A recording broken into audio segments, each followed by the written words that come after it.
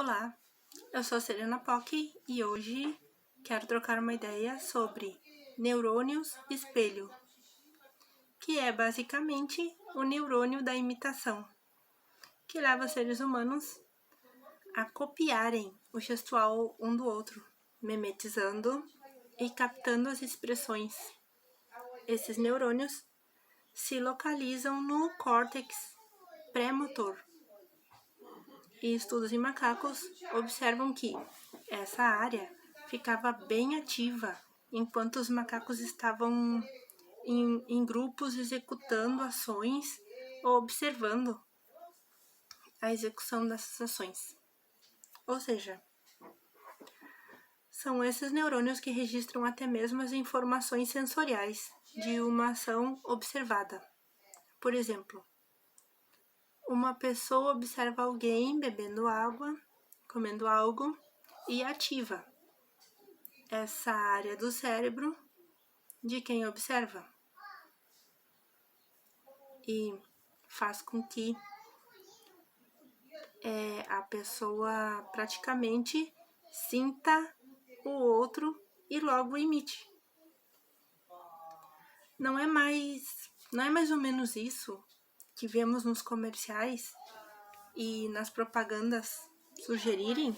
Colocam, por exemplo, alguém se deleitando com hambúrguer, até o som do gás do refri, o som da pessoa deglutindo ali, e mais ainda, a pessoa do comercial bem satisfeita com o que está fazendo, né?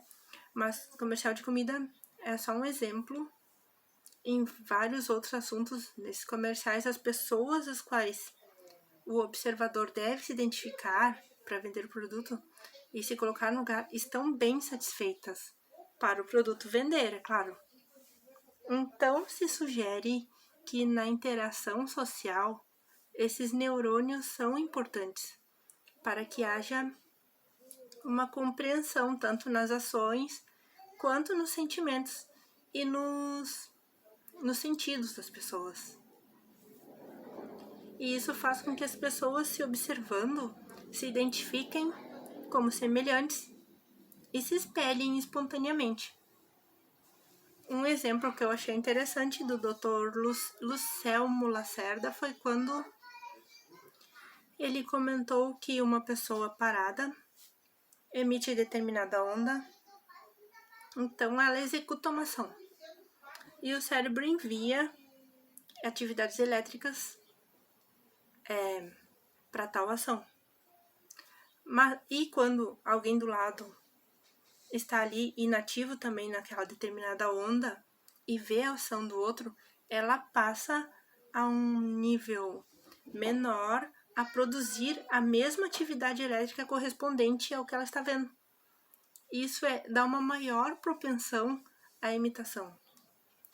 Já no autismo, o autista estaria na sua onda de inação, vê uma ação e não corresponde, ou corresponde suficientemente, ou seja, ele não sintoniza naquela atividade suficientemente. No não autista é inata a imitação, no autista essa tese dos neurônios espelhos, isso já poderia trazer algum prejuízo no sentido de que sua pouca ou nenhuma imitação lá no início da vida leva a demora na fala, não se conectar bem com outras crianças e corresponder menos àquelas atividades em grupo, etc.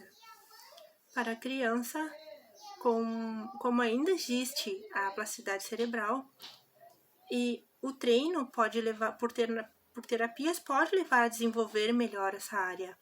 Já no adulto, que também tem a plasticidade cerebral, só que é menos. Então, isso do adulto ser menos sugestionável que a criança ou menos dado a comportamentos convencionais dos grupos, né?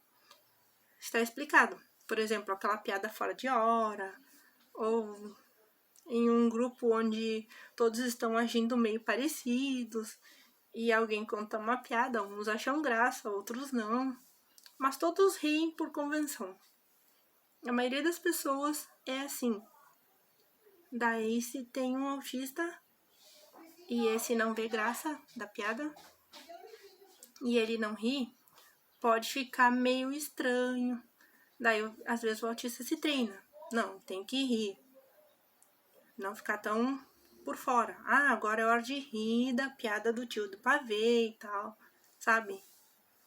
Tipo isso. E eu acho que tem muita empatia nisso. Tipo, ele, vou rir da piada sem graça do tio pra que ele fique feliz.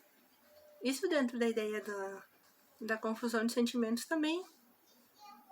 Essa tese do não mimetismo se encaixa, dele rir, por exemplo, de coisas que ninguém mais acha graça, ou rir num momento, e outros fatores e características que fazem do autista alguém tão único, né? Em todos tão diferentes entre si.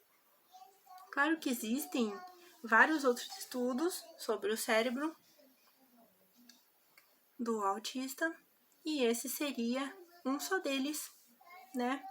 Mas esse vídeo abre a possibilidade de vocês pesquisarem a respeito, se identificarem ou não. E existe outro estudo que atribui ao autismo a hiperatividade das amígdalas cerebrais. É um assunto bem interessante e eu vou deixar, eu acho que para um próximo vídeo, mas vocês podem já, vocês que acompanham, podem já, fica a sugestão, pesquisar. E hoje eu acho que deixaria o vídeo um pouco longo. Bom, o tema de hoje foi esse. Espero ter contribuído de alguma forma, mas com alguma informação.